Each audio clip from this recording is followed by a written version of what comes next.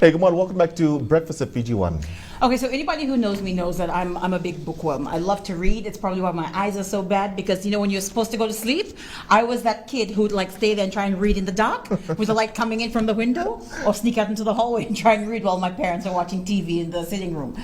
But there was a book that was recently launched, and it's called Ancestral, a Fiji Tale. Right. Okay, Can I hold it up? Yeah, you can hold up. So Sylvester's holding my copy that I'm taking home. Right. Okay? Now, in this After I'm done. Into the studio with us this morning, we've got the author, Mr. Blair Robertson. How are you this morning, Blair? Oh, very good, thank you. Thank you for allowing me to be here. Well, thank you so much for being here. Okay, so tell us more about your book.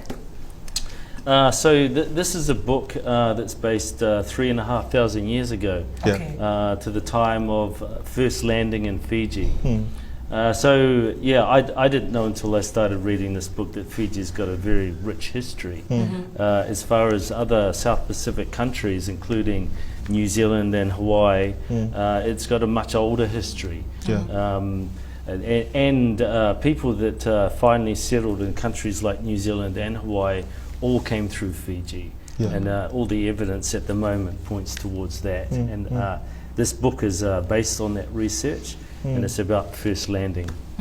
Right. Now, when Sylvester and I were talking to you earlier this morning, we thought, oh, okay, so he's probably an anthropologist. Maybe he does work in languages. What is it that you do exactly during the day?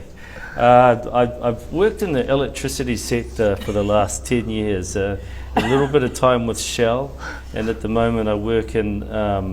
I contract to as a consultant to New Zealand government. Right. Fortunately, I'm allowed to work from home quite a lot of the time. Oh, I'd love Occasionally I get called into New Zealand on a moment's notice, and sometimes it's for a year, but more often than not I'm down the Coral Coast at Numbertini and looking out over a bay and doing my work from there. Just a bit of observation early on. Somebody at home probably thinking, okay, he's probably from South Africa with the accent. because you've written a book that has to do with a lot with Fiji. Maybe you'd like to share your background in terms of how long you've been in the country and. Yeah, so I was born in Fiji. My parents came here in 1970, I think, the year of independence. But we went back to New Zealand for a while. I came back here for school, but since then I've lived England, Indonesia, Australia, and a lot of time in New Zealand as well. So I've been backwards and forwards most of my life, and you know, people always say you sound South African and a Kiwi, and I say, yeah, well it's the Fiji part that you're hearing. But then when people ask me from Fiji, while I've got a South African accent, I don't know, that's a mystery. I promise you I've never been to South Africa. So I'm trying to find the connection. So how does like a person who's worked in electricity for the last 10 years like decide to write a book? And is this the first book that you've written? It's the second book. The first book is called Kaiviti, a Fiji Tale, based in 1987, and it's another historical fiction.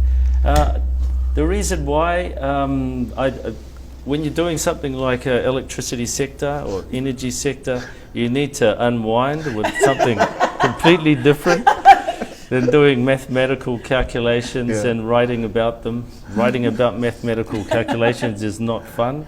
Actually, it is a little bit, but you know, for certain times of the day. I feel like you and my dad would get on like a house on fire. You just have to have interests that are opposite one another. But this really is a passion for me, writing. I'd love to be a full-time writer, and unfortunately, you know, I'm getting older, but still young in the literary sense. So I've got a few years up my sleeve. But obviously, a lot of time. I mean, you've got your 9-to-5 job that you do with electricity, and then you've got this to write as well. But a lot of research would have taken to get up your time in this. Yeah. So with a book, I find if I do about 2 hours a day. So getting up early. I mean, you guys told me that you get up at 3 a.m. And actually, some mornings it's about the same for me, but I don't have to. It's my choice. You know, sometimes it's 4 or 5, and I do 2 hours. And whether that be research, that's about a third of writing a book like this. The writing part, you know, you can probably get most of it over with in 8 months, 9 months, at 2 hours a morning. and then the editing part, you know, at the end of the fixing things up and changing things around and getting feedback. That's probably another third. So yeah, you can do it in a year, but you know, it's a stretch with 2 hours a morning. Okay, but like I guess, you know, it's one thing, like everybody has like that passion, everybody has like that dream of something that they'd like to do. You know, you'd like to go on the Utayalo, you'd like to, you know, learn how to scuba dive, you'd like to one day write a book, but you know, very few of us ever kind of, you know, act on our passions.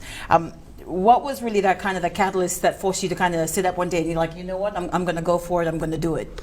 Firstly, like this book hopefully will get me a passage on Colin Philp and James Bhagwan's sailing ventures. Yeah, it's just well, I found I thought about writing a book for a long time, and then I just decided to start writing.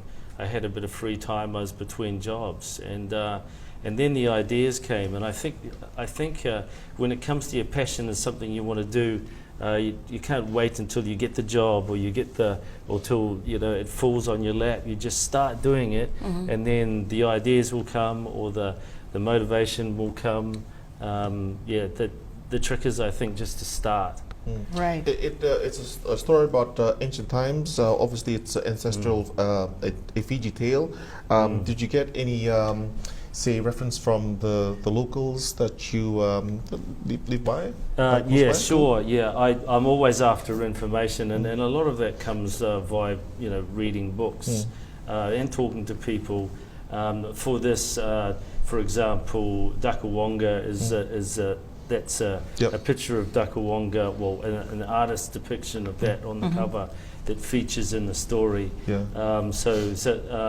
Some local myth and legend and history is all wrapped up in the story, but in saying that it is a story, you know, it doesn't pretend to be what actually happened 3,500 years ago, but hopefully it's what could have happened.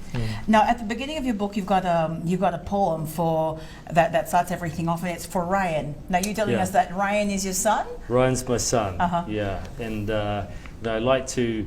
You know, perhaps I wrote this book in a sense so I'd have a story to give him. Oh, he's so cute. He's talking about Dakawonga there. Oh. Then I'm being the shark. I'm pretending I'm Dakawonga. He lives in Australia. Okay. So this book is and that's amazing. That's amazing. So for anybody who is you know, Christmas is just around the corner. Maybe they're thinking about gifts to buy loved ones. Why should somebody pick up your book and read it? Thanks for putting that on, by the way. So I'm going to be popular. Sorry, come again. So for anybody who's like thinking of Christmas gifts, if they're a big bookworm like I am and they're looking for a book to read, why should they pick this up?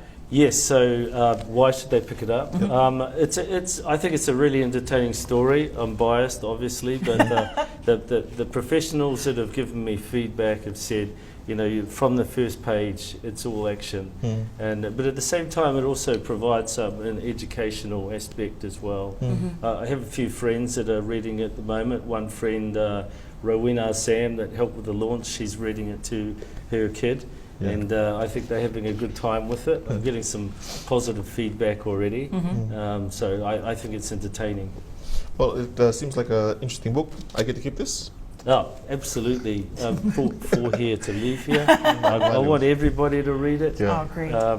Yeah, I want, you know, and if you can take away a little bit of something that you may not have already known, it's an interest to you, then that's brilliant for me. Thank you very much. Thank you. Now, don't forget that if the name you need to remember is Ancestral, a Fiji Tale by Blair Robertson. It's already been launched, and it looks like a very, very good read. So if you're looking for Christmas presents for family who are living in Fiji or abroad, here's an idea that you might want to try out. There's more to follow breakfast. Stay with us.